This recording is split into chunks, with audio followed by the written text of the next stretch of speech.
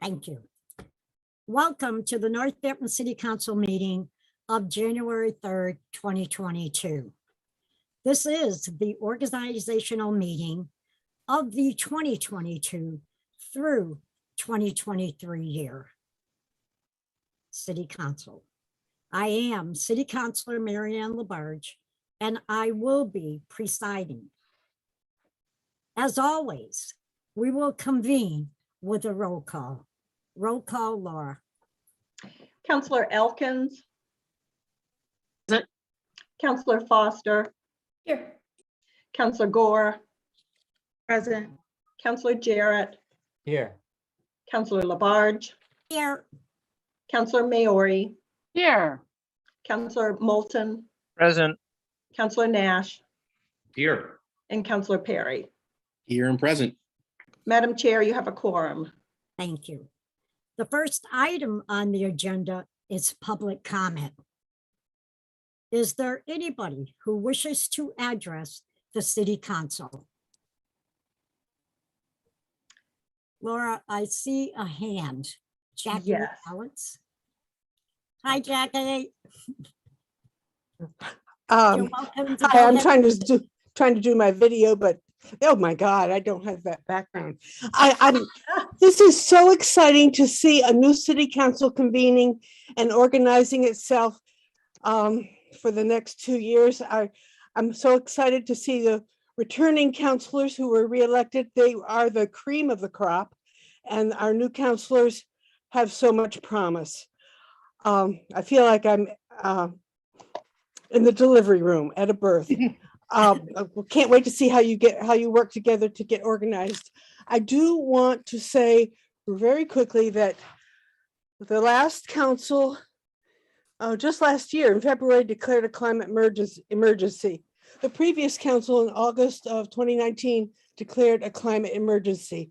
I am hoping that this council will be the group that finally addresses the emergency part of climate emergency. I've been in conversation with leaders from Climate Action Now and Sunrise and Extinction Rebellion, and even Marty Nathan's group, her neighborhood group 2 Degrees. We're all ready to support you and collaborate with you on every measure we can take to reduce plastics and fossil fuels in our city. God bless you. Thank you and good luck. I don't see any other hands, Laura. Double check. No, there aren't any. Okay. Okay, the next item on the agenda is the election of the council president is for the term 2022 to 2023 year. Once the council president is elected, he or she will assume the position of chair. I'm going to briefly describe the procedure I will follow in accepting nominations. I will begin by opening the floor to nominations. Once all nominations have been received, I will close the nominations. The nominee or nominees, if more than one, will be allowed to make a statement, and city councilors will be offered an opportunity to speak to the nomination. I will then call for a roll call vote, and each city councilor will be asked to state the name of their preferred candidate. Nominations are now in order for the office of council president. The floor is open for nominations. Councilor Labarge, before we enter into this process, I have a question. Is it prescribed that we must do a roll call vote? I checked the rules and did not see that was required by our rules of city council. And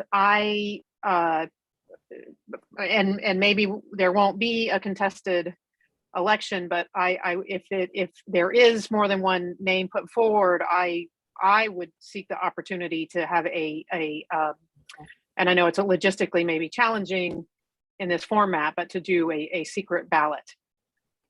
And I know that Attorney Seawald is here, so. Laura? I think Attorney Seawald wants to be recognized. Okay.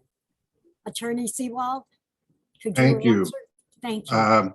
Councilor Elkins, all votes that are taken in this new virtual world must be roll call.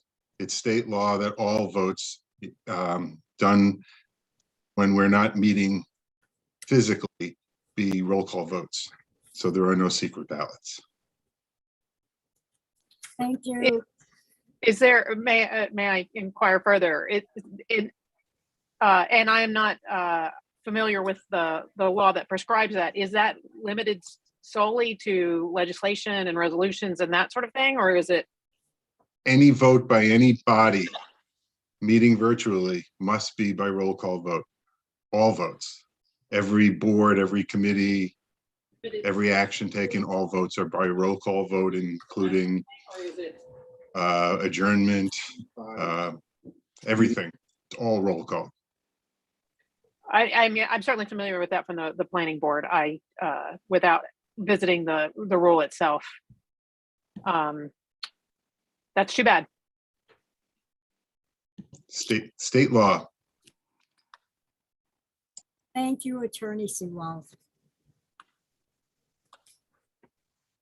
Okay.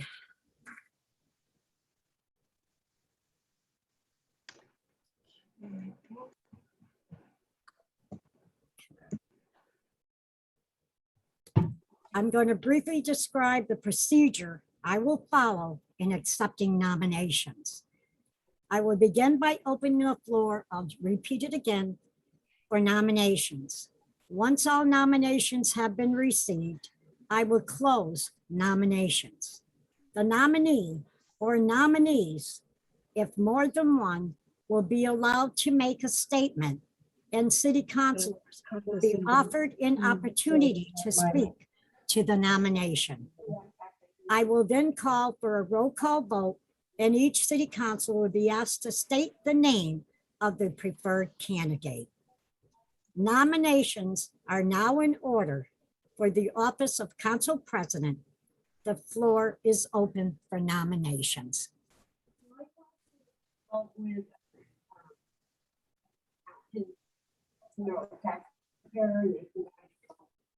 Councilor Foster and Councilor Maori have their hands raised. Councilor Labarge. Yeah, I can't see it. Right, that's Tingling it as well as a bunchy weapon. Councilor Maori Foster? lowered her hand, so but Councilor Foster has her. hand raised. Yes. Okay. Councilor Foster? We both do. I would like to nominate Councilor Nash.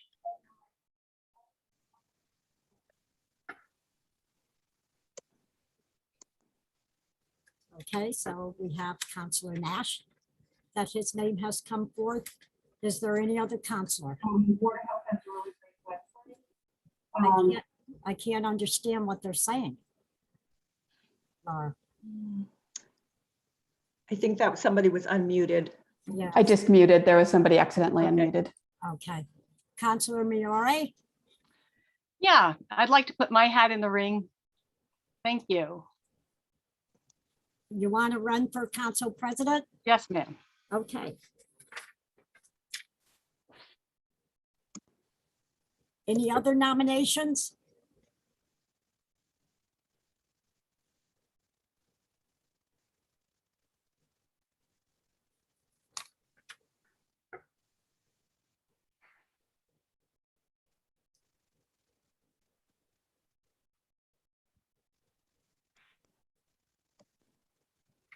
All right, so what I'm going to talk about is that we did have the floor open for the nominations. We'll be making, which we have made the nominations.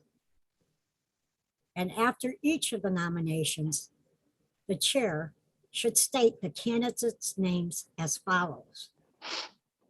The names that have been followed is Councilor Nash for nomination, and also Counselor Rachel Mayor for nomination. Any further nominations?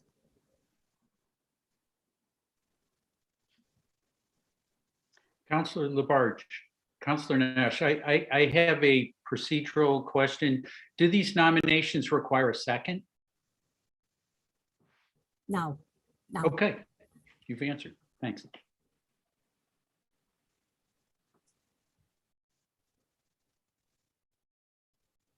So there's no any other further nominations. So the nominations are closed. To nominate of Jim Nash, you are welcome to make a statement. Thank you, Counselor Labarge. It's great to be returning to another term on council with colleagues Labarge, Maori, Jarrett, and Foster, and also welcome Councilors Perry, Gore, Moulton, and Elkins. It's great to be back together and welcoming the new folks to our team here. I humbly accept this nomination to serve as City Council President to lead us over the next term. Here's what I would bring to the table. I have served as the City Council Vice President. I have served on every council committee, and I have a thorough understanding of each committee. I've chaired the Transportation and Parking Committee. I have chaired the Community Resources Committee. Prior to serving on council, I served on the Zoning Revisions Committee, the Northampton Transit Committee, Public Transit Committee. I served on that for 5 years. I chaired the Passenger Rail Advisory Committee. I also served on the Committee on Disabilities for over a decade. I also served on the Ward 3 Neighborhood Association for over 10 years, including stints as both the vice president and the president.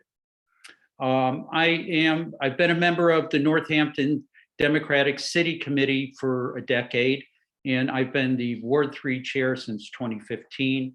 And I could keep going, but I've served on many boards and other committees. I've spent over 30 years in human services delivering vocational programming for youth with disabilities. This work has led to strong links with our business community. This work has included many hundreds of meetings, ISPs, IEPs, PCPs, sometimes as a facilitator, and always as a member of a team. I enjoy being part of a body that works hard to listen to participants and sometimes have difficult conversations. But I enjoy working to find ways to move forward. Whether it's in my career or on council, this is one of my greatest strengths, and I believe a hallmark of my work as a city councilor. Recently, on the Bill Newman Show, former Councilor Dwight was reflecting on his council career. The topic of accomplishments came up, and Dwight responded, and I'm going to paraphrase here. I never got things done on city council. Council is about working together. My accomplishments were always a we. I share that philosophy. My approach as a member of city council has been to collaborate and work as part of a team. And that approach would continue were you to elect me as your president. Thank you. Thank you, Counselor. Is there anyone else who would like to speak to that nomination? Any counselor can speak if desired. Counselor Foster? Yes, I would appreciate the chance to speak to the nomination. And, you know, it's always tricky. Counselor Elkins, I would like to thank you for your original question. You know, I think I hold all of my council colleagues in very high esteem, have a strong working relationship with all of the returning counselors. and very much look forward to that with the new counselors as well. And so this is a part of the process. I just wanted to speak a little bit about why I did choose to put Counselor Nash's name forward as a nomination. And there are things about Counselor Nash that my working relationship with him doesn't necessarily come forward or isn't shown through meetings. And I wanted to explain some of the ways that he, when I was a brand new counselor, that he helped me along. One of the things I've always appreciated about Counselor Nash is when there are hard issues or grappling with difficult discussions, he's been incredibly open to feedback and to looking at things from a different perspective. You know, we due to open meeting law, we're not necessarily talking about agenda items, but larger topics. During some of our discussions on council, you know, we've definitely had some in-depth discussions that have required a different view of looking at things. You know, one of the most kind of concrete examples that really helped me as a new counselor was people who are returning will remember when there was a financial order that I'll admit was a surprise to build an animal control facility in my ward. And Counselor Nash, after that meeting, immediately reached out to me and talked with me just in an effort of support about how I might want to approach that, you know, what concerns of the neighbors would be and some resources he knew. And it was in a way to be helpful. It wasn't a, I know more than you do, but you're a new counselor and let me share some experience I have with you that might be helpful. And it was incredibly helpful. And even there was a Saturday night at 9 o'clock that I called Counselor Nash for advice on that issue. It was something that consumed quite a bit of my time in Ward 2. And he immediately returned that call. You know, there was a meeting that I went to that I asked, you know, wanted to talk through with him, and he offered to come, and I was able to say, no, Counselor Nash, this is my ward, I got it. And that was it. He didn't come. You know, through that, just through the Transportation and Parking Commission, similarly, you know, it's been a difficult time to come in as a new counselor and to build relationships and get to know people. Counselor Nash has been on the Transportation and Parking Commission for years, and as the experienced counselor was often the go-to person for questions and advice. And anytime Counselor Nash, there was an opportunity, he turned it around and brought me into the discussion as well. There were many questions he could have answered on his own or topics that he could have gone about. But over and over again, he included me on an email, included me in a meeting, included me on a phone call to help me get up to speed on that commission. And, you know, and that time has developed over this term to where people do now come to me. And then it's me trying to remember to pick my head up to pull Counselor Nash or others into the discussion. But that was just a natural way that he helped to open doors and help me to be included as a brand new counselor, especially in this really challenging, you know, climate for us to get up to speed and to have built relationships. So those are the qualities that have led me to nominate Counselor Nash for council president. I appreciate the chance to speak to that and to his leadership style. Thank you, Counselor Foster. Is there any other counselors who would like to speak? Counselor Stan Moulton. Thank you, Councilor Barge. I wanted to speak to the qualities that I've observed in Counselor Nash, particularly during this past term. I see Counselor Nash as a very even-handed, level-headed counselor who is collaborative in his approach, not only to issues of Ward 3, but issues across the city. I think I have seen examples where he's worked very closely, as Councilor Foster just described, with other counselors in their wards, but also addressing citywide issues. I also respect Counselor Nash's the depth of leadership that he would bring to the job of president. He has been the vice president of the council for the last term. He has been chairing the Community Resources Committee, formerly chaired the Transportation and Parking Commission. He's held other positions of leadership in his ward, as he mentioned, Ward 3 Neighborhood Association as president. He also has been involved with the Cutchins programs where he has served as board president. So the combination of qualities of collaborative leadership, as well as his depth of leadership and his breadth of experience on all the council committees, I think would serve us well in this time when we have 4 new members and 3 members in their second term. Thank you. Thank you, Councilor Moulton. Any other councilors?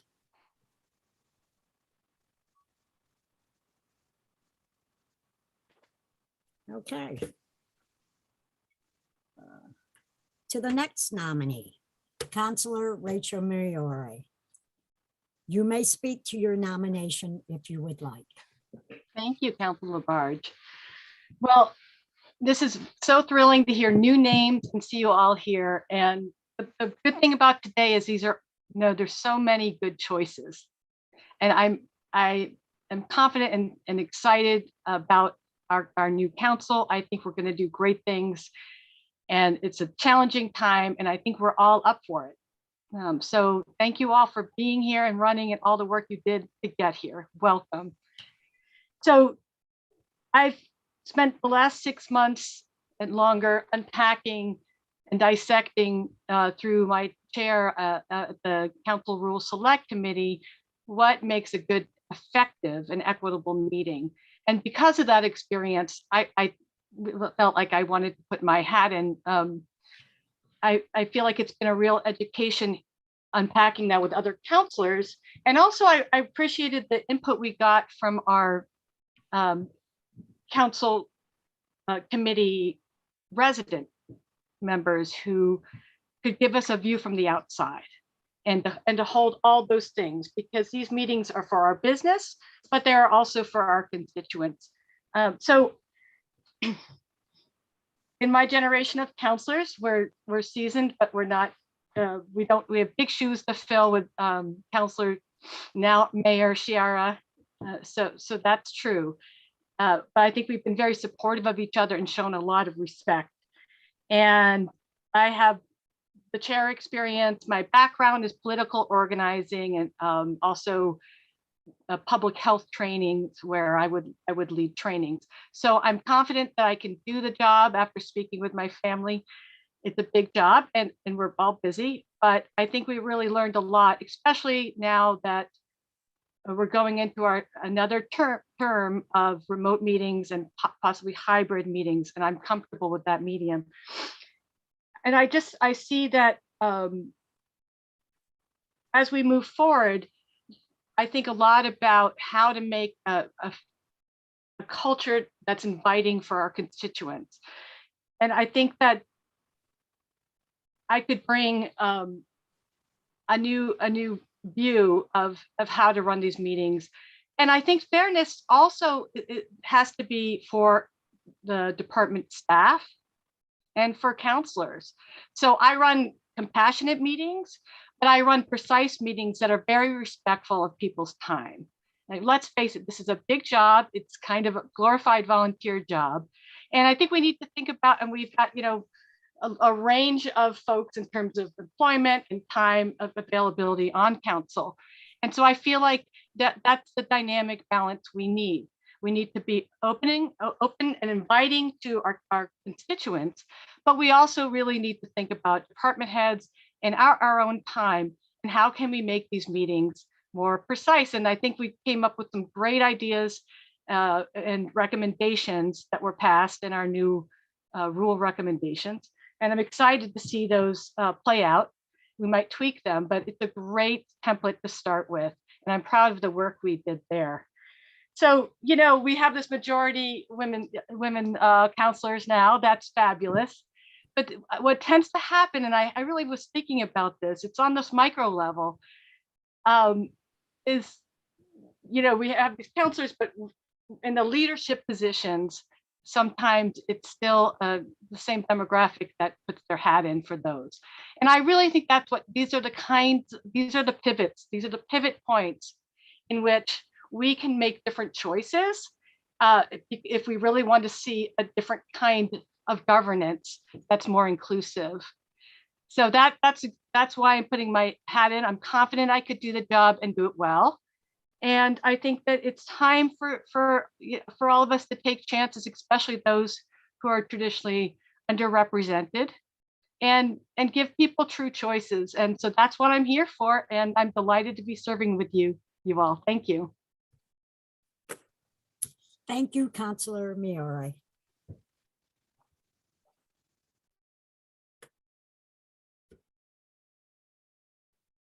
Laura? Yes. Okay. I would like to speak. Sure. Are you it's in order to speak about the candidacy is. Yes. Thank you. Yes. I want to thank Councilor Nash for speaking very well about the position, and also Councilor Rachel Maori.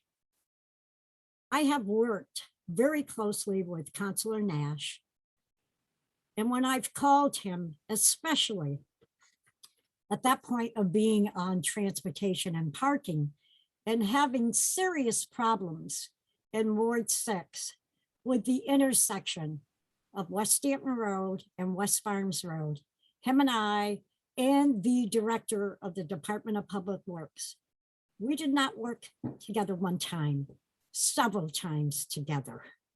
And I respected Councilor Nash for that. And it turned out to be that this intersection was extremely dangerous, and it still is. 2 years ago, we had an accident there.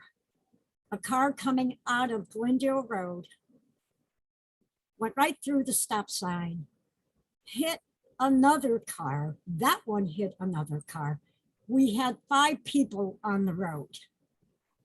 And we're still looking at that, making a decision. Donna Liskaya is trying to work something out of which way we're going to go.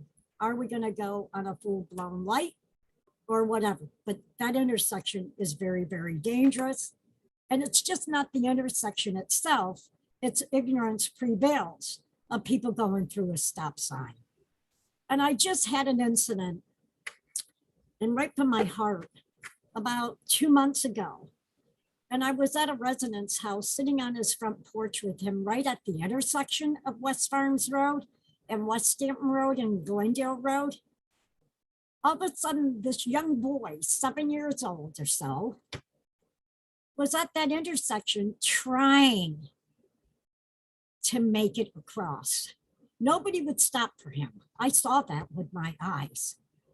I took it amongst myself, went out on that road and put my hand out there to make cars stop, to let that child be able to cross the street and enter into West Farms Road. And I have to thank Councilor Nash because he did spend the time with me, and I appreciate that. But I also want to state that I've worked with Councilor Maori very, very closely. You know, I like what she presents. I like seeing the action that she is presenting. And I am just really, really comfortable with Councilor Rachel Maori. I think that she would do an excellent job. I think she's bringing in a new look, which I'm ready for a new look. There's no question about it. Have been waiting for one. So that's my feelings about both of the candidates. They're both good candidates. So thank you.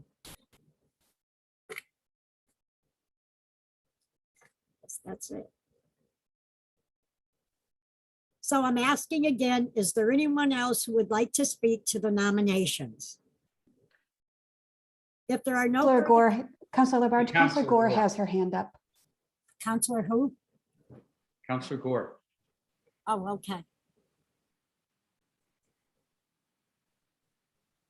I just want to say that I want to reiterate what Councilor Maori said about the representation on the council. since we are majority women, it would be good to have a woman as council president.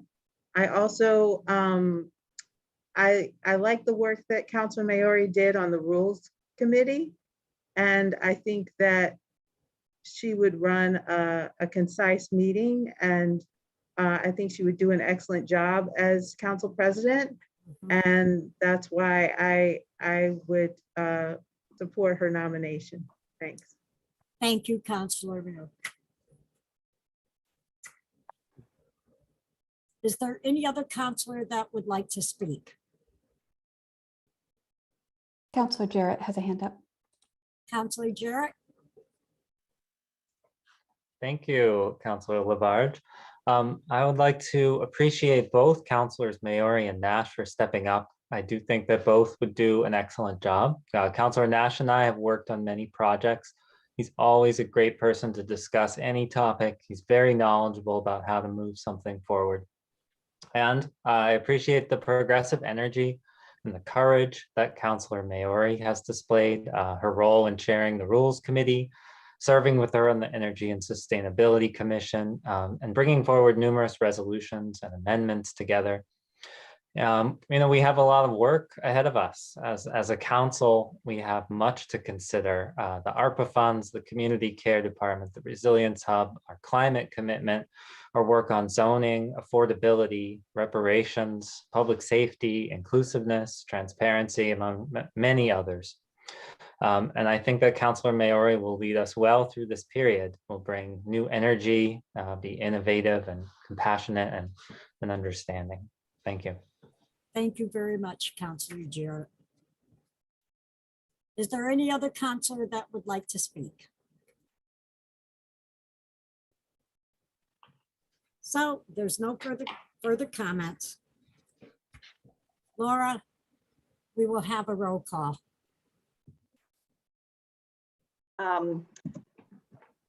Okay.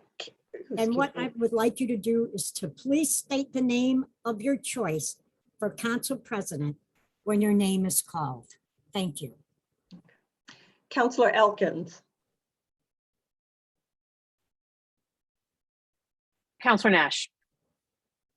Councilor Foster, Counselor Nash. Councilor Gore, Councilor Maori, Councilor Jarrett, Councilor Maori, Councilor Labarge, Councilor Maori, Councilor Maori, Councilor Maori, Councilor Moulton, Counselor Nash, Councilor Nash, Counselor Nash. and Councilor Perry. Counselor Nash. That's a vote of 5-4 in favor of Councilor Nash.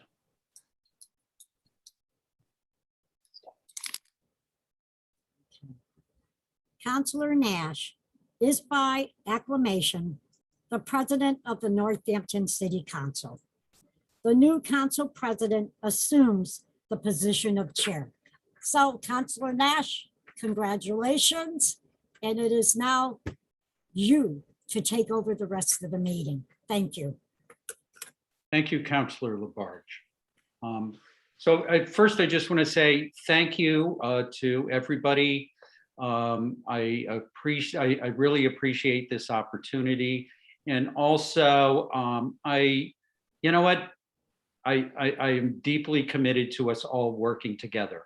I know there was a split vote here, and but at the same time, I very much appreciate everybody on council.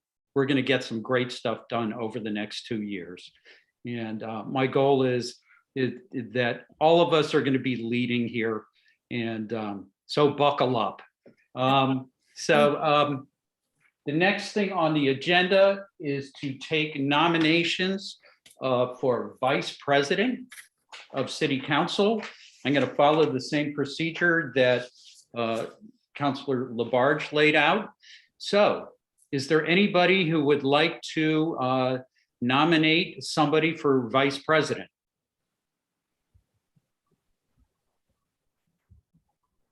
I see hands with Stan, and then Counselor Moulton and then Counselor Elkin. We'll go in that order.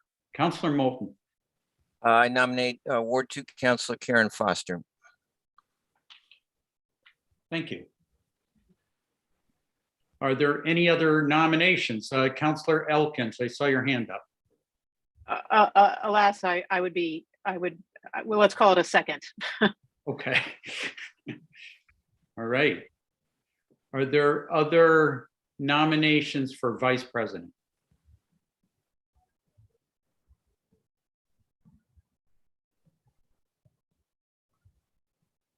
Okay. I am not seeing any other hands. Well, following the same procedure, we now allow Counselor Foster to have a few minutes to speak to her nomination. Thank you, Councilor Nash. Thanks, Councilor Moulton and Councilor Elkins as well.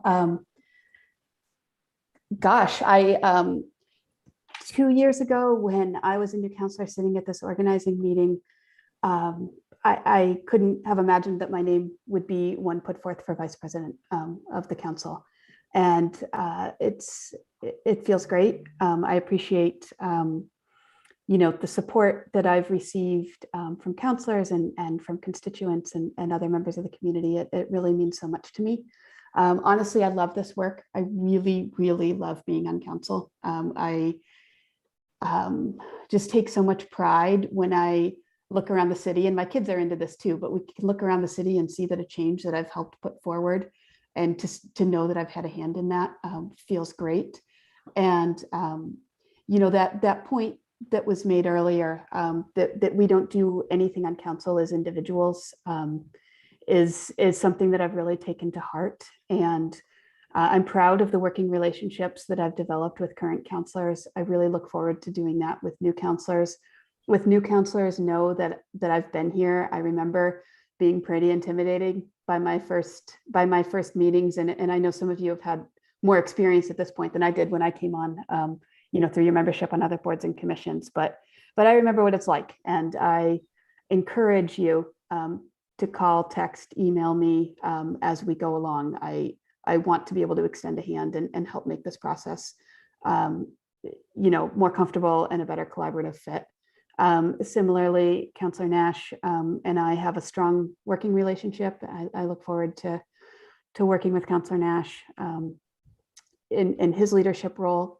And yeah, to that point that was made, we have work to do. Like, we have a lot of work to do, Council. And, I really look forward to taking it on, and in the way that we do as a council, which is collaboratively.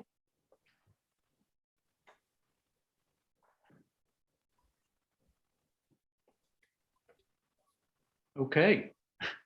And does anyone else want to speak to Councilor Foster's nomination?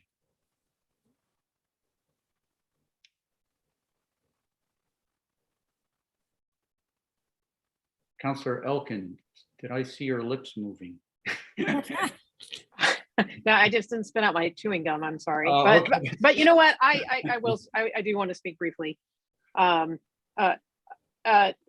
I was happy to nominate, or second, as it happened, Councilor Foster, as I am her, I was her constituent first before, and as I entered into the decision to run for this office and get involved, I actually had visited this decision a couple of years before, and Karen Foster would have been my worthy adversary had I stayed on that track then. And I think it's just to the great benefit of Northampton that it didn't work out that way, because Councilor Foster has been a wonderful ward counselor.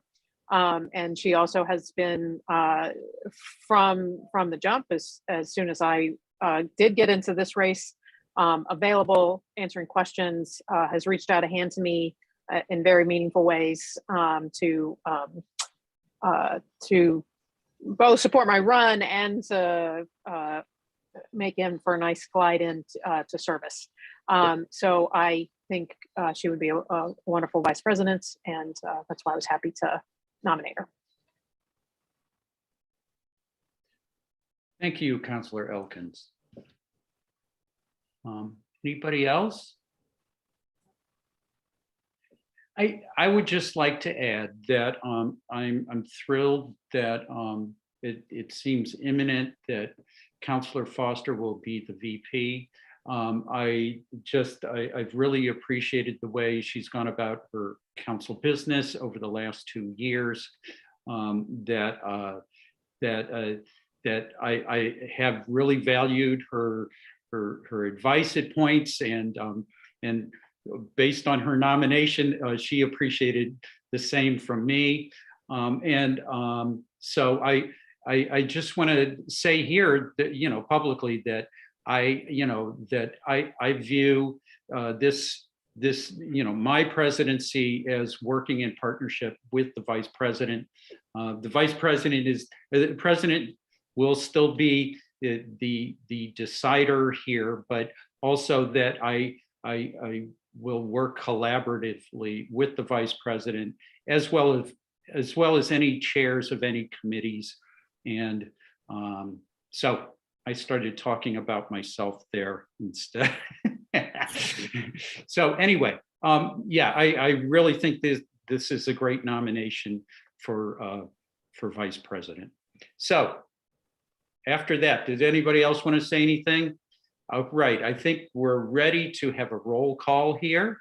Laura, can you do the roll call? Counselor Foster, Counselor Foster. Counselor Gore, Counselor Foster, Counselor Jarrett, Counselor Foster, Counselor Labarge, Counselor Foster, Counselor Maori, Counselor Foster, Counselor Moulton, Counselor Foster, Counselor Nash, Counselor Foster. Counselor Perry, Counselor Foster. and Counselor Elkins. Counselor Foster. Well, that is unanimous, and Counselor Foster has been elected vice president. Thank you.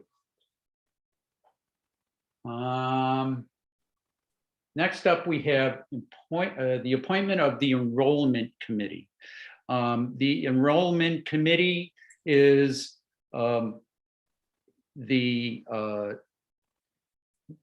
Enrollment Committee signs off on documents that we have voted on, and that for today, I'd like to first of all, I'm going to see if there's any volunteers for Enrollment Committee. I know. Counselor Labarge, okay, thank you. You're welcome. Counselor Labarge has served on Enrollment Committee for many years now. Is there anybody else? This is just signing the Yes, bills that have been passed. yes. Correct. I would like to volunteer for that job. For that. Thank you, Counselor Elkins. Okay, so Laura, do we need to vote on this? Or this is an appointment by the council president? That's an appointment by the council president. Okay, so then I will officially make that appointment right now of Counselor Labarge and Counselor Elkins to the Enrollment Committee. Next up, in order to officially adopt the City Council rules for 2022 to 2023, we've been operating on them so far already, anyway, could I get a motion to adopt the council rules? Move approval. second, Okay, the motion was made by Counselor Foster, seconded by Counselor Jarrett. Any discussion on the adopting the council rules?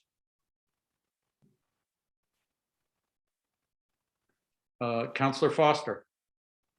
I'll keep it quick, but I just wanted to thank once again the resident members of the Council Rules Committee, Councilor Maori for changing that committee. And there were discussions of divergent views, and you did a great job of bringing those views together into a document that I think we can all be, those of us that were on the committee can be proud of, and that I hope works for this council term. And as we discussed during that committee's work, we understand that should councilors have amendments to propose, or we try something and we think a different way may end up working better, these rules can be amended at any time during the council session. But I'm really proud of the work we did. And Council Mayor, thank you for your leadership on that.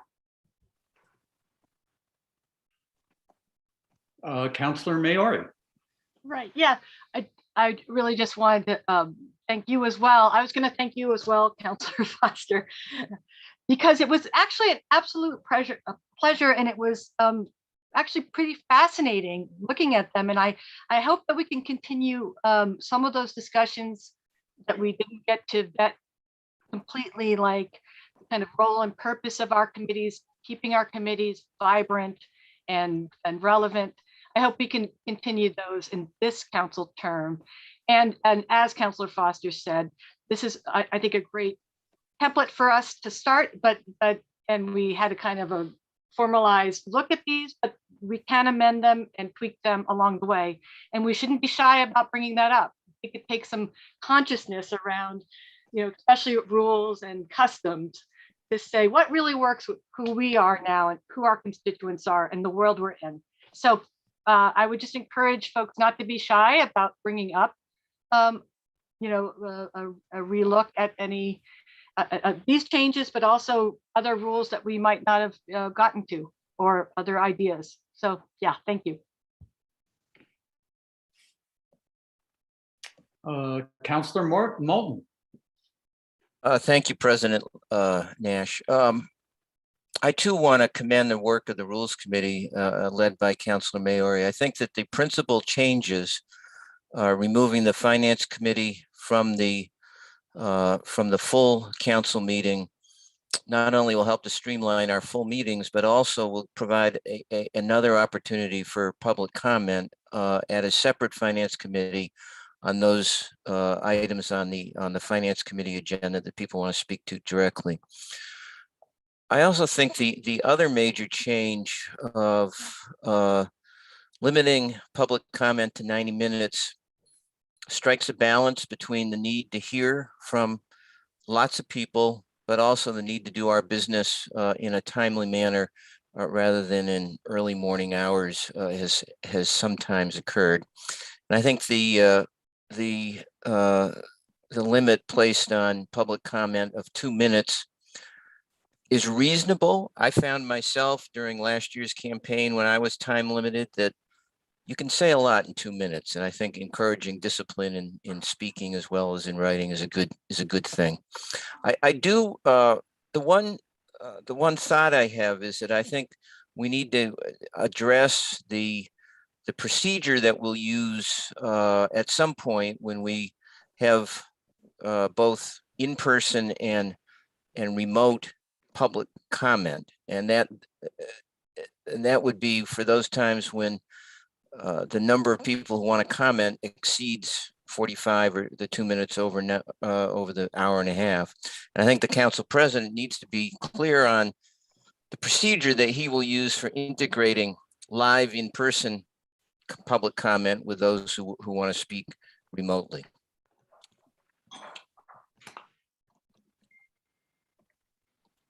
Thank you, Councilor Moulton. I will take that under advisement. Is there anybody else who'd like to speak to the council adopting these council rules? All right, so as council president, I have to wait till the practice is for me to wait till everybody's done. So now I'm going to say, Councilor Maori, really appreciated the work you did on this, as well as to the other members of that committee, including Councilor Foster, it was good to take a deep dive. And we did that, but with the changing times, as Councilor Moulton has pointed out, we probably want to keep peeking at this and keep working on it. So that's what I wanted to add. And anybody else want to say anything? I'm being overly polite here. Don't worry, I'm going to get much tougher as we move on. But all right, well, Laura, can we have a roll call? Sure. Counselor Gore, Yes. Counselor Jarrett, Yes. Counselor Labarge, Yes, Laura. Counselor Maori, Yes. Counselor Moulton, Yes. Counselor Nash, Yes. Counselor Perry, Yes. Counselor Elkins, Yes. and Counselor Foster. Yes. Okay. Next on the agenda is the interim procedure for conducting city council meetings. So as you can see right now, we are remote, and that the previous council voted to be remote until the end of the term. We are actually sitting here in kind of like a no man's land, that this council has not yet voted on how it's going to meet, and here we are meeting remotely. So what we need to do today is to decide how we're going to conduct our business for the next few months. Do we want to stay remote? Do we want to go hybrid? Or do we want to return to an in-person model? Those are, and there's, once you get into hybrid, there's kind of variations on that. But that's what's on the floor right now for us to discuss. That let me read the other notes that Laura provided us here. That the discussion on a format for council meetings until April 1st, 2022. That's the process note. Governor Baker signed into law an act extending certain COVID-19 measures adopted during the state of emergency. This act includes an extension until April 1st, 2022 of the remote meeting provisions of his March 12th, 2020 executive order suspending certain provisions of the open meeting law. So the framework we have is till April 1st as a time frame. And so now I'm going to open the floor to hear what thoughts that councilors have on how we should proceed over the next 3 months.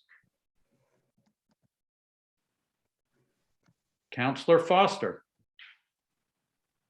I'm an early hand raiser today. Thanks, Councilor Nash. I would like to recommend that we stay remote until April 1st. It was, being at the inauguration this morning, I think is a glimpse into where we may be able to head with masks and vaccine proof and testing. I also don't think we're there yet. And I know thinking about different formats that there could be, 3 of my guests last minute for the inauguration chose not to come because they didn't feel comfortable coming, even with those precautions that we had. And so the remote meetings have opened up an equity lens into how we do public meetings that I think people had maybe considered or thought about before, but hadn't really seen in practice. And I'd read the statistic before, more than 80% of adults, American adults, own a smartphone. So the access to public meetings through remote participation is already far more expanded than the percentage of adults who can get to city council chambers on Thursdays at 7 o'clock. People who have caregiving responsibilities, transportation issues, vision loss that makes driving at night hard. There are all of these things that doors are opened through remote participation. And then we add the additional idea of, people who have immunocompromises or other health issues, or family members, loved ones, I have them, who are immunocompromised, who need to be extra cautious. So there's kind of all of these things rolled into one. And then just thinking about, this is a little bit of a tangent, but Northampton's elementary schools are closed today because of just making space for more COVID testing. And when I got that call the other night, my brain just like melted. I support it. It was a good decision and I'm glad it happened. But for 2 years, I have been just dealing with so many different logistics of life that the remote swing it's one way and it's out there. Moving to hybrid, we can do it. And I think that we're going to get there. But it's going to require more brain space.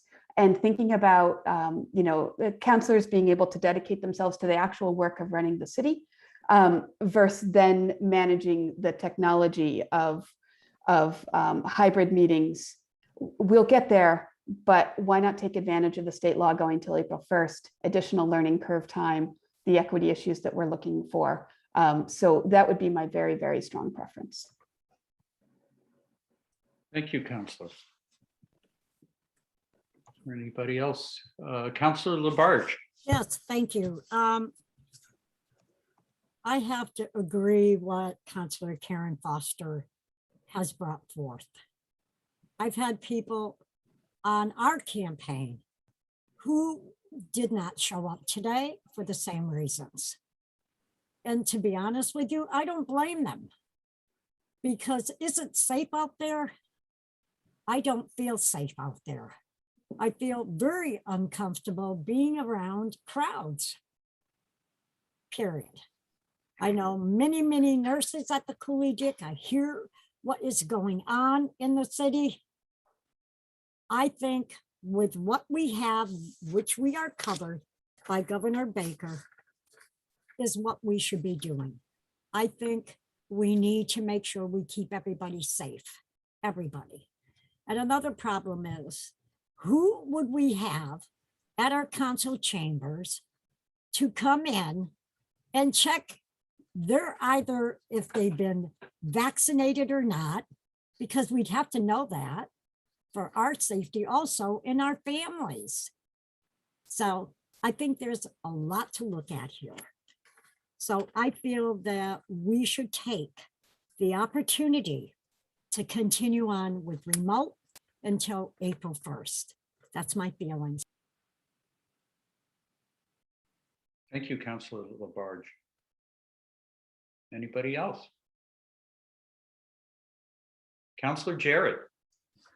Thank you.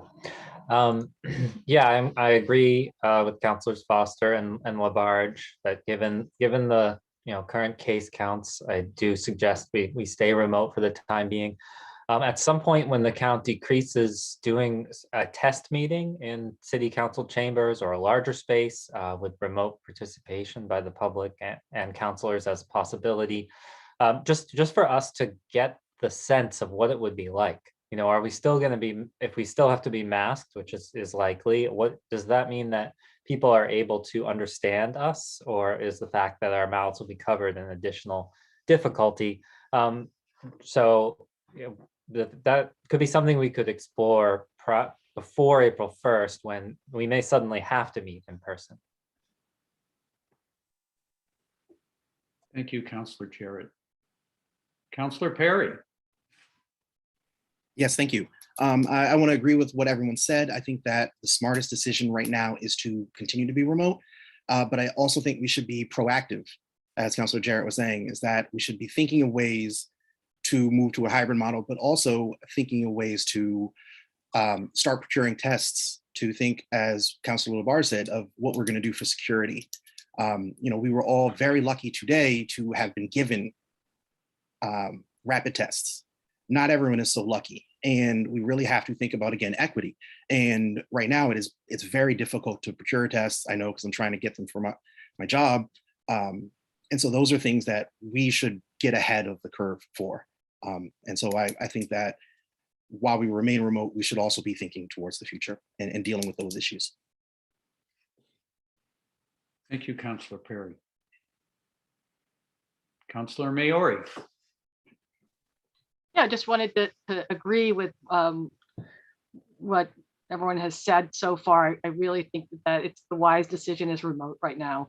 And also, Councilor Perry, thank you for that. Was a really good point about the testing, because one of the concerns is, public comment and just having lots of different people that we don't really how we're going to deal with public, in-person public comment.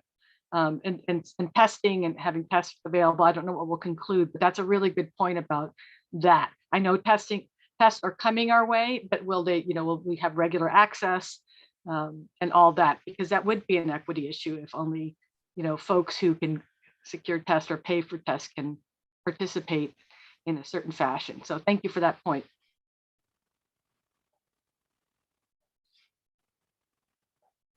Anyone else? Well, I just want to add, last fall that I had contacted NAM about the idea of doing a mock-up of what a hybrid meeting might be like. The conversation was initiated by former at-large school committee member Ronnie Gold and myself. The idea of that maybe we had posed the wrong question to NAM last summer when we were asking. Recording stopped. Recording in progress. Okay, we're back. All right, I can take that interruption. That the idea of mocking up a council meeting was based on our decision on us being in council chambers where things are actually quite tight.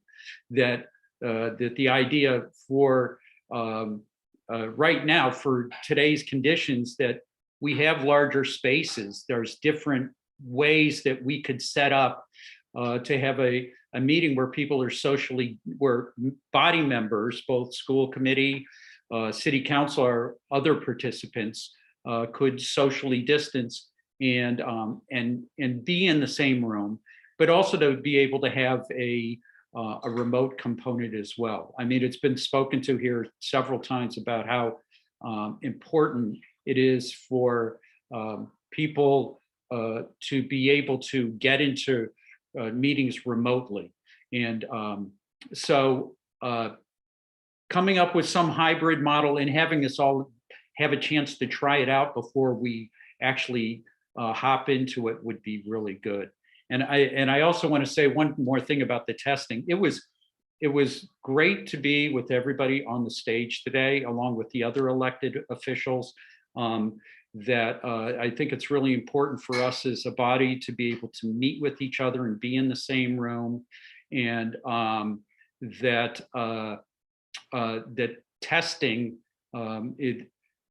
it's what's going to get everything to open up. Is if everybody has access to tests, we can all test, and then we can all go about our business for the day. So I too would welcome that change. So anyway, I support this idea, the idea of us being remote until April 1st, and during that time we will continue to explore things as Councilor Jarrett and Councilor Perry have suggested that we be proactive. So I don't think we have a motion. So, but it sounds like everybody's going the same way here. I saw Laura say, so I think we've had our discussion, and I see Councilor Maori raising her hand with possibly a motion. Yes, I have a motion for you. Go. Move to remain remote in terms of city council meetings until April 1st. Second. Okay. Seconded by Councilor Moulton. Do we need to discuss this more? I'll entertain another. Is there anybody else who'd like to comment on this? Councilor Maori. I just wanted to clarify, we're also talking about council subcommittees as well. Oh, good point. Yes. Yeah. Okay. Does that need to be added, Laura? Yeah. It certainly could be as a friendly amendment since Councilor Maori made it herself. Right. So she's. I'm just going to amend myself over here. Yeah. Okay. So we're good on the motion. We have a second. Stan, you okay with that friendly amendment since you seconded it? Yes. Okay. All right. Any more discussion? I don't see any. Okay, roll call.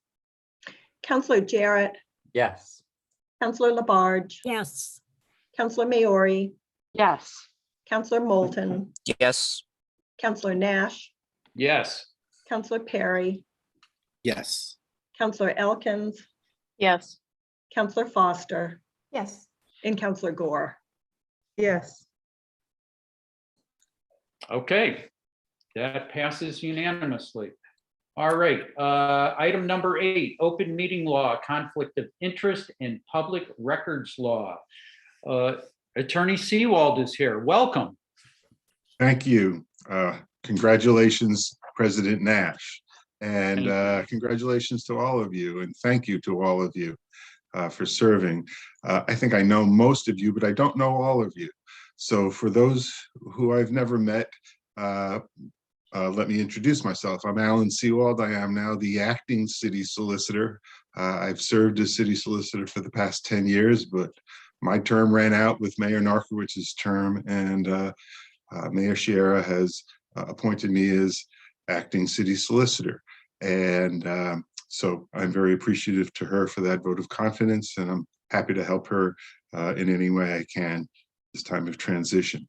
And let me just say before I get started in substantively that what I'm about to say is not in any way a tutorial. It's intended to just sort of raise your awareness about these issues. All of these issues with regard to open meeting law and public records law and conflicts of interest are all very fact-driven. And I am available to any of you to answer questions, particularly about conflicts of interest, which puts you personally at the most risk. And so I want you to know that I am always available to answer those questions, and I prioritize conflict of interest issues for that very reason. Each of you should have my cell phone number. I'm not going to announce it on Zoom, but if any of you don't have my cell phone number, please let me know and I will provide it to you. Particularly with conflicts or other time-sensitive matters, don't hesitate to contact me. I spoke with one of the counselors, yesterday on a Sunday, who had a question. I was happy to do it, and I extend that to each of you as well. So I'm here to talk about the open meeting law, the public records law, and the conflict of interests laws. This is generally under the heading of open government. And unlike whatever in private endeavors you've ever been engaged in, the rules are different in the public sector. I'll start out with the open meeting law. This is as fundamental a requirement of open government as there is. Some of the requirements will be handled for you as a body, the posting and publishing of the agenda, the holding of meetings in public session, which formerly used to mean public session in person, but now, as you've been discussing, means something different. And the record keeping for all of your meetings. That will all be handled for you. If you ever have any questions about any of that, again, let me know. You should have gotten some open meeting law materials that need to be completed and filed with the council office. If you didn't, let me know. Let me just talk for a brief moment about some of the sort of traps for the unwary about public records. I mean, about open meeting. And first of all, most open meeting law violations are completely inadvertent. Right? Rarely are board or council members secretly conspiring to violate the open meeting law. And so what I mean by inadvertent, serial communications. You cannot speak, any one of you cannot speak with more than 3 others on any matter that comes before you as a body. You cannot have conversations among a quorum of this body, which is 5. So you can speak with 3 others, but those 3 others can't then transmit it to another member. You can't have serial communications among a quorum of the body. And so that could happen in person, that could happen by text, that could happen by email. So please be thoughtful about serially communicating with individual members of the body. When you get an email to the body, a reply all is always a violation of the open meeting law, because the expression of any opinion to a quorum, even if no one responds to that expression of opinion, is a violation of the open meeting law. So please do not reply all. And I have encouraged in the past the council president, and I've encouraged Laura to remind you when she sends you things as a body, to remind you not to reply all, because that is a deliberation among a quorum. One evidence of possible open or probable open meeting law violations is when legislation comes in sponsored by 5 members. That's, yeah, don't do that, because then we know that 5 members have been speaking amongst themselves about sponsoring the legislation. So 4 sponsors is the limit. And something I should have said before when Councillor Elkins asked her question about the vote on Council President and was talking about secret ballots, and I responded properly to the rules as they pertain to remote meetings. But the truth of the matter is, secret ballots are always illegal in Massachusetts. You can never have a secret ballot. You need to be on the record. That's a principle of open government. So I should have said that before, but what I was responding to was whether it had to be roll call or it could have been just a show of hands. But it's always an open vote. So those are just some basic rules around open meeting. Please, again, if you have any questions, let me know. With regard to public records, just please know that any document made by you or received by you in your role as a city councilor is assumed and is presumptively a public record.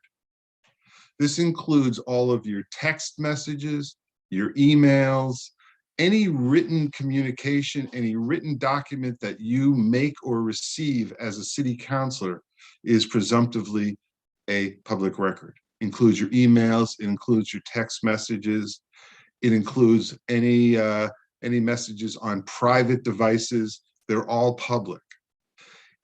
In that regard, may I recommend that you create an email address other than your general personal or business email address for your correspondence as a counselor. It will make it easier for you. It'll make, if ever there is a request for public records made of you, it doesn't happen often, but it doesn't happen never. And so make it easy on yourself to be able to sort through your records by either using the Northampton MA email or by creating an email address just for your city council business. In that regard, it behooves you to think carefully about records you do create, because again, any record you create, no matter what you say in that record, is presumptively a public record, and you know, just want to be careful about you know, the records you do create. And so those are my those just sort of my overview recommendations for public records law. Most of the records that you get will pass through Laura or the city somehow, so those records will be kept and will be maintained and stored, but you need to store the public records that are not part of the official city council record. And finally, I want to talk about conflicts of interest. And as I said earlier, this is perhaps the most important of the 3, because this is all on you. There is nobody protecting you from violations of the conflict of interest laws. And you can stumble into this all on your own. And again, often violations happen very inadvertently. The bottom line theory is that as public officials, you can only serve one interest at a time. Okay? And that interest is the residents of this city. Okay? Anytime your personal interests, your family's interests, your business's interests bleed into any of your deliberations or decision-making as a counselor, you need to step back and think about whether to seek guidance about proceeding. And I say that in that way very deliberately, because once you've acted, once you violated the conflict of interest law, you can't get an opinion from the State Ethics Commission. You won't get an opinion. You'll get a call from the Enforcement Division, and you don't want to get a call from the Enforcement Division. Now, you always have the right to an opinion either from me or from the State Ethics Commission. I will say most humbly that the State Ethics Commission is the #1 authority on this topic.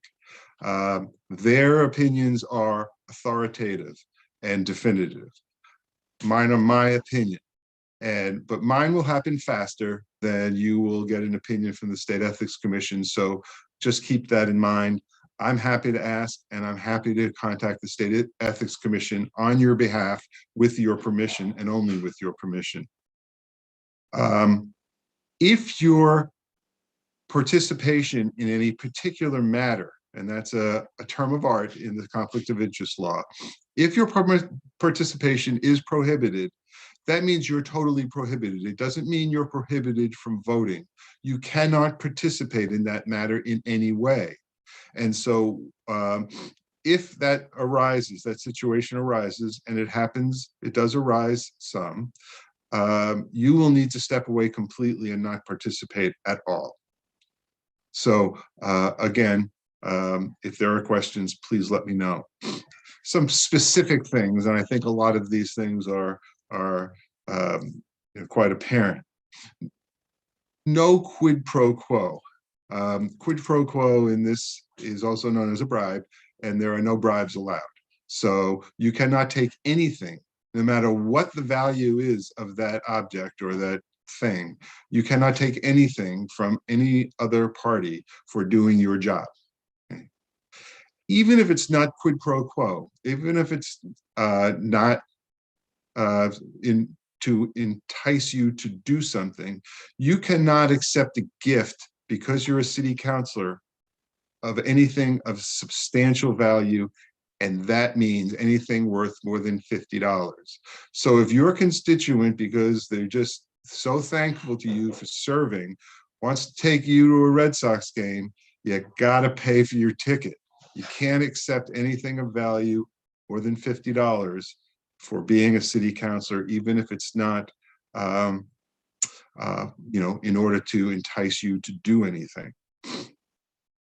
You may not participate in any matter that has a foreseeable impact on you, your immediate family member, or your business interests, whether that financial impact is positive or negative. This includes your parents, your children, your siblings, your spouse, your spouse's parents, your spouse's children and siblings. Those are all your immediate family. And if any of those parties have any interest, financial interest, then you need to step back.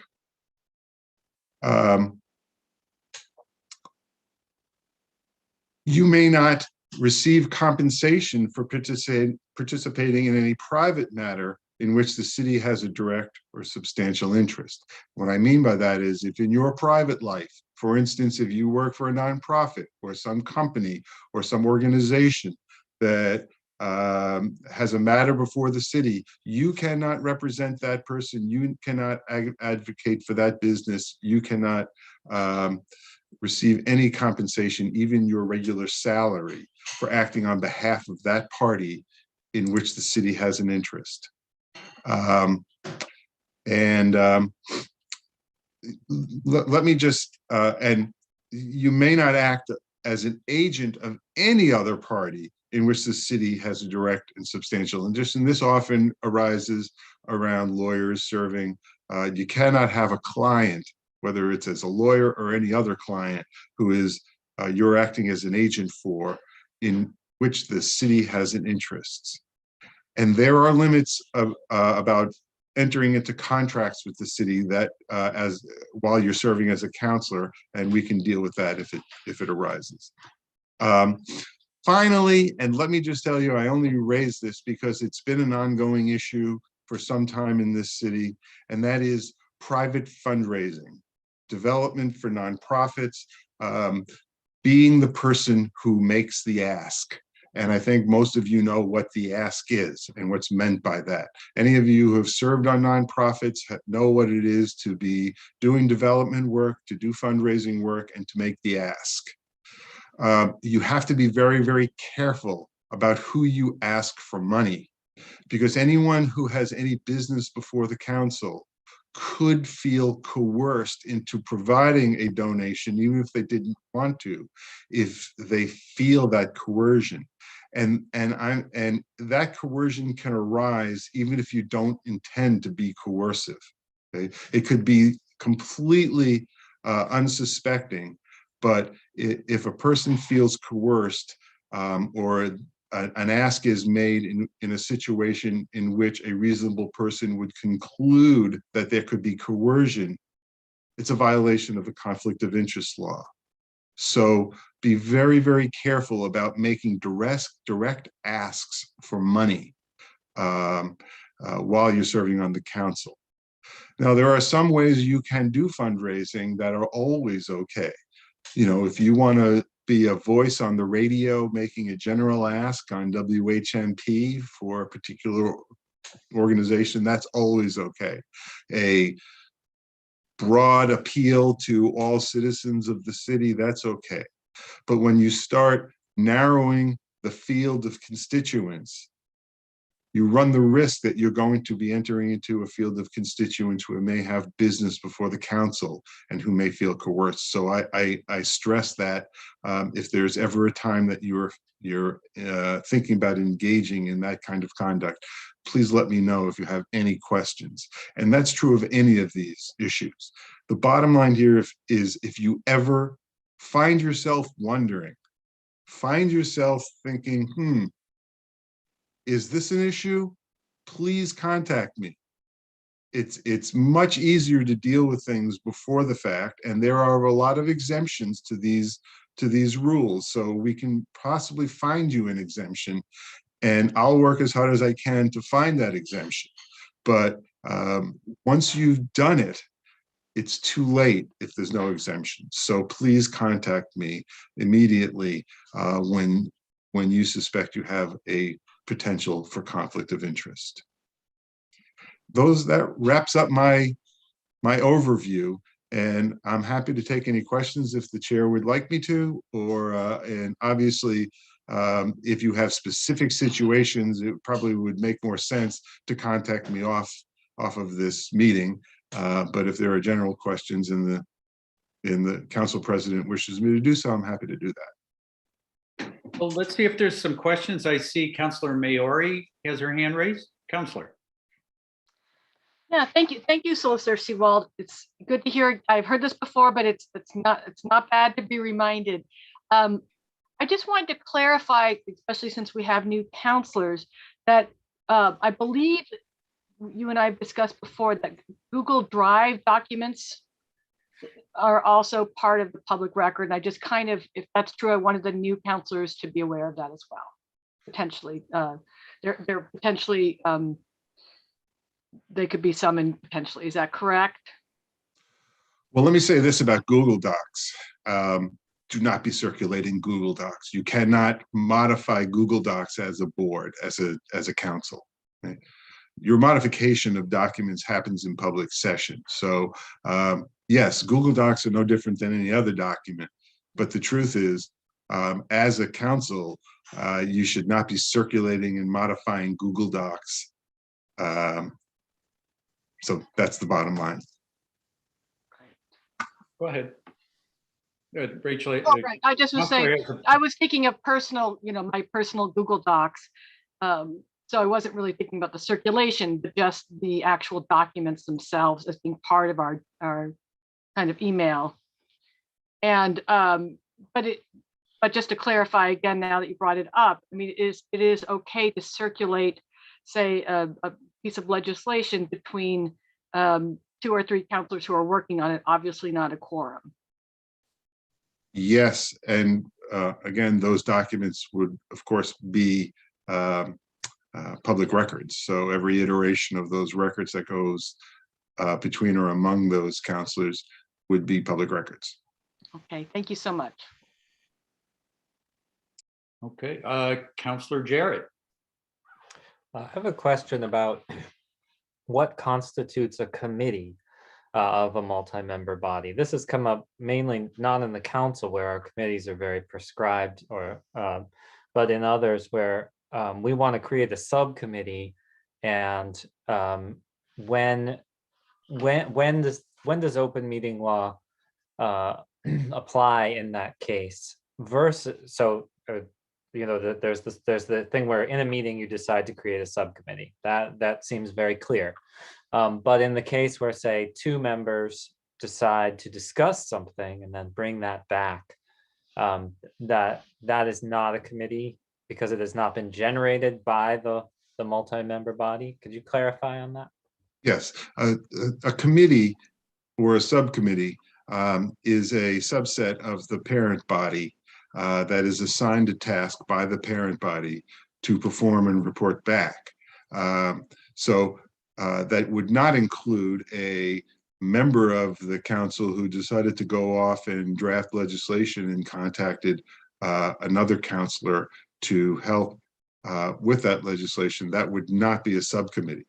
But if those same 2 councils were assigned by the council to retire, create a document, and make a recommendation to the council, that would be a subcommittee. Great, thank you. And then that those subcommittees must be held in open meetings. That's right. So if a subcommittee is drafting a document, that document is going to be drafted in public session.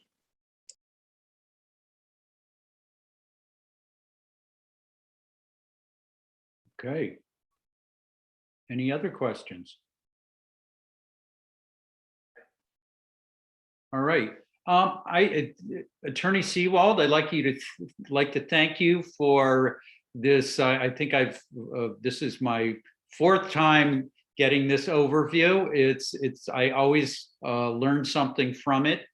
I also want to encourage everybody around these issues to, if you have concerns, just give Attorney Seawald a call. And he's readily available to answer questions. And I also want to just say about our council in general that we generally all work really well together to make sure particularly around open meeting law and any conflicts of interest. We've all done some very good work around that. And we've created a culture of where we work hard not to violate any of these rules. But as Attorney Seawald pointed out, sometimes you can just fall into the trap and you just didn't know it.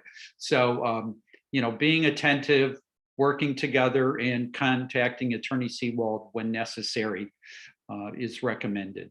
So if there's no other questions, I'm going to let Attorney Seawald go. And I guess Attorney Seawald, that your cell phone could be shared with folks who don't have it through Laura. Possibly that's the best way to do it. Contact me or Laura, and either way, it's fine. Okay. All right. Thanks again. And thank you again to all the councilors for serving. Thank you. All right. What else do we have here? All right.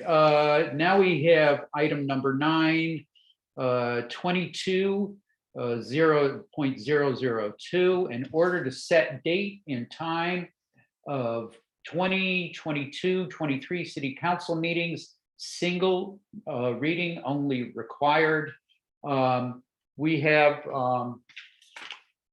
the dates right here.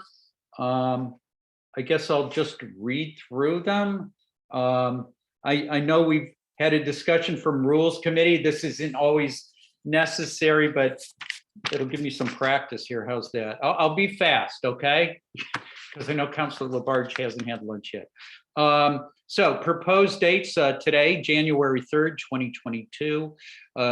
Next council meeting, January 6th, 2022. Then January 20th, February 3rd, February 17th. These are all in 2022.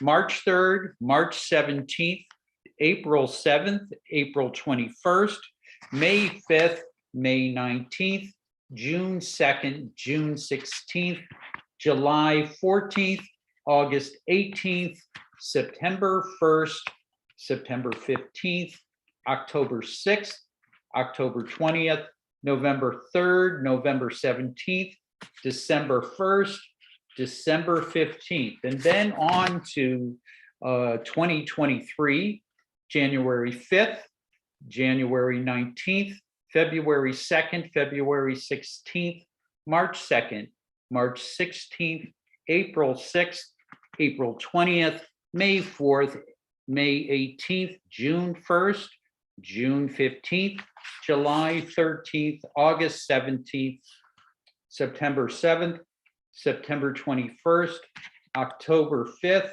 October 19th, November 2nd, November 16th, December 7th, and December 21st, and then we're all done. And then the term's over. But we have, so have people had a chance to review this list, and are there any dates that that people have concerns about? Is there anybody's birthday on this list?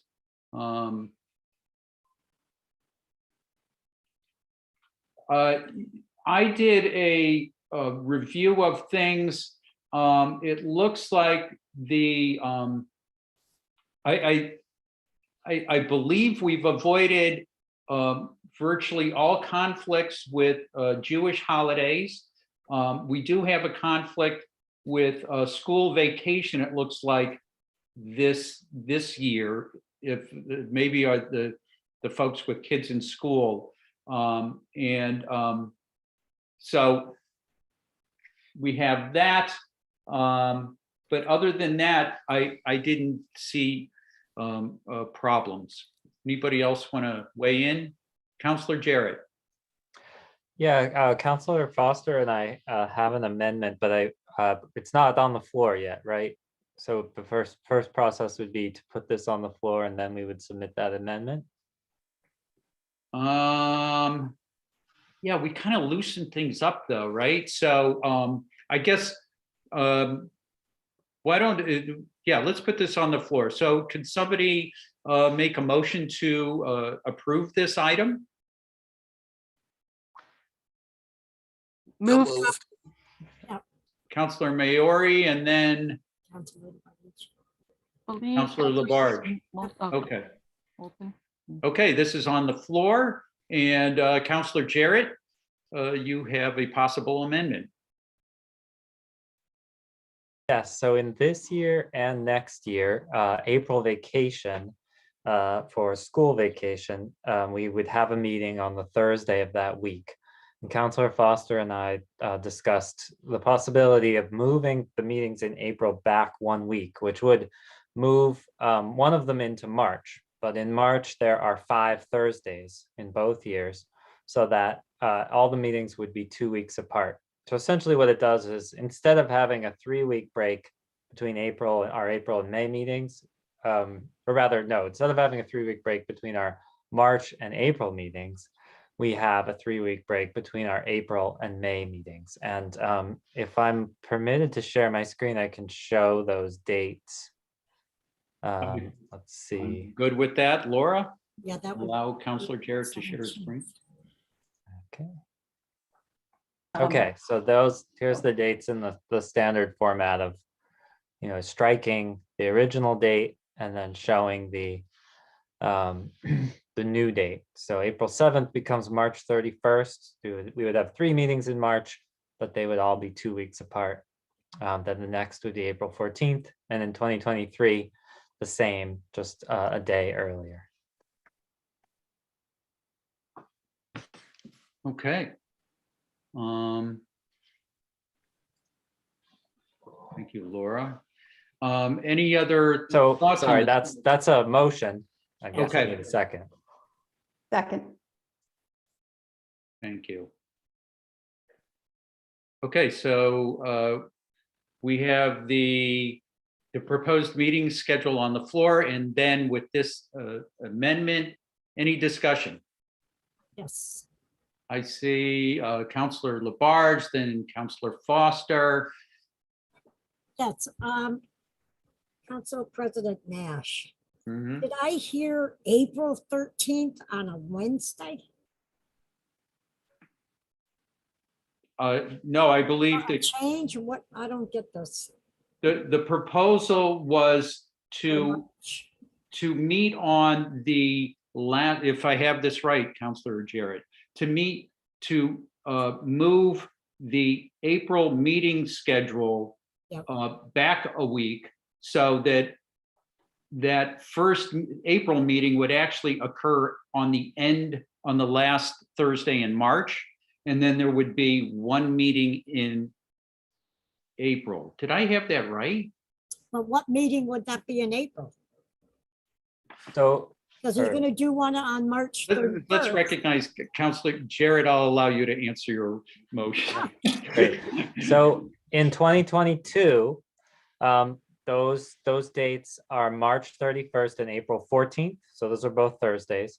And in 2023, they are March 30th and April 13th, Okay. also Thursdays. Okay, thank you, Councilor Jarrett.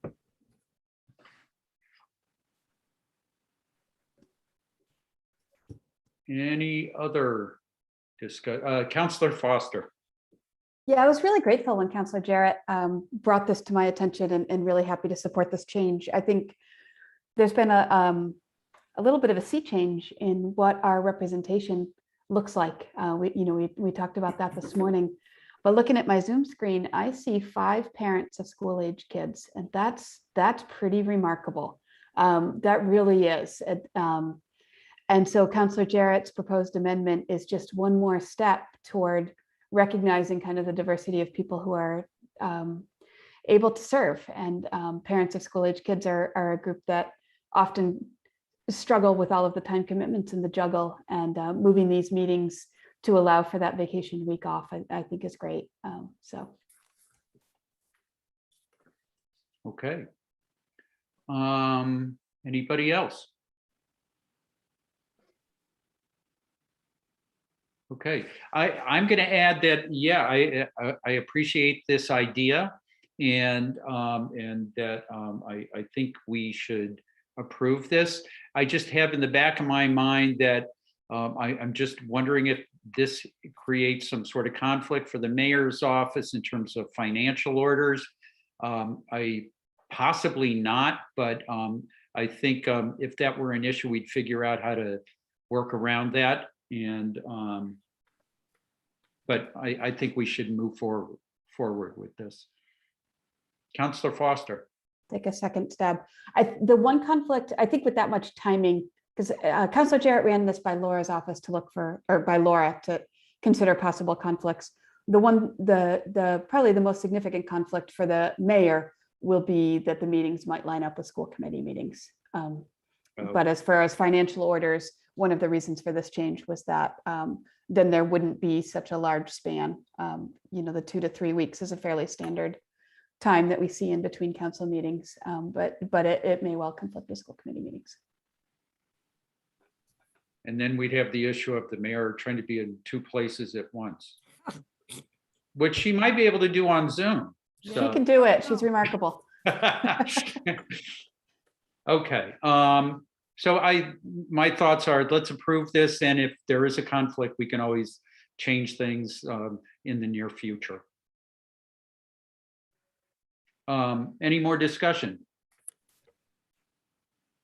Okay, hearing none. Laura, roll call. With, oh, so first we need to vote on the amendment, correct? Yeah, let's do that. So we're going to do a roll call on the amendment.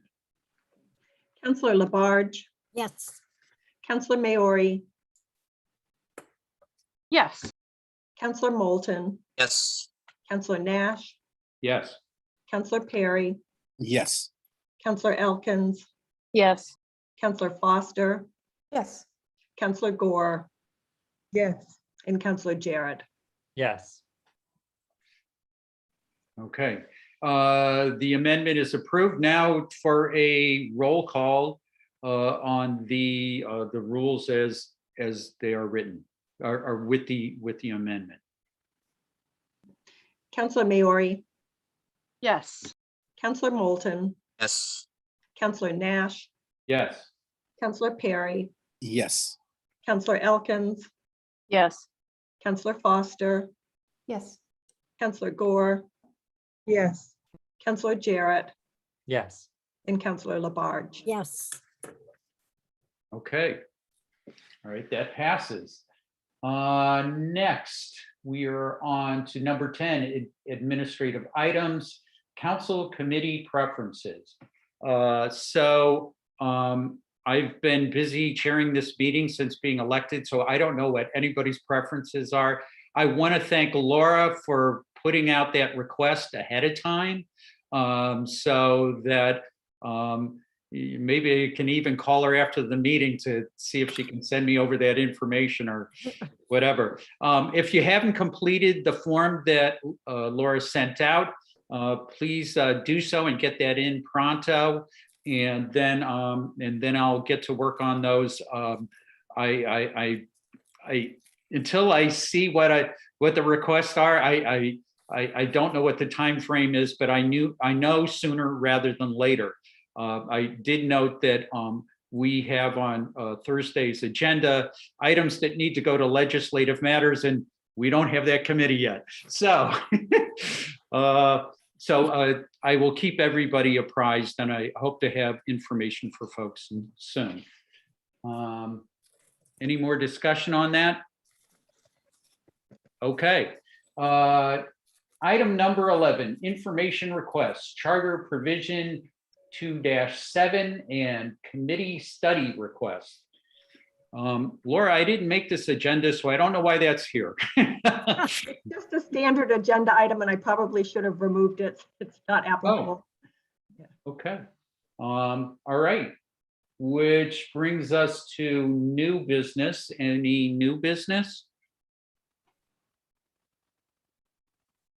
Okay. Counselor Jarrett. Could you explain what this new business would be used for? Yeah, you know what? I had that same thought, Counselor Jarrett, and that I was wondering, maybe you and I can have a discussion with Attorney Seawald to really figure out what new business means so we can get it straight for council and for our committees. Well, today we're all the new business. Yeah, we're That's all right. in business. All right. Where's no item to adjourn? So Just I add guess it we'll on. have to stay in session till Thursday. Yeah. So anyway, I just want to thank everybody.